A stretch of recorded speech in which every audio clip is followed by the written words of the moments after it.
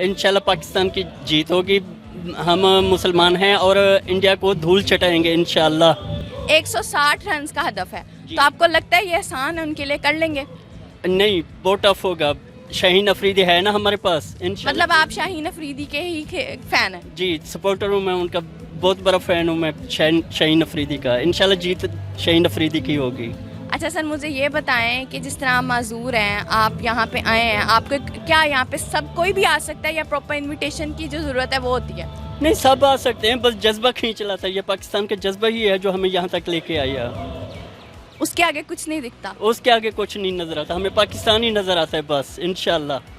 पाकिस्तान ने तो बहुत बार अपने शायकीन को मायूस किया है, उसके बावजूद भी जो हम हैं हम उन्हीं को ही सपोर्ट करते हैं, उन्हीं का ही साथ देते हैं। इस पर क्या कहना चाहेंगे आप?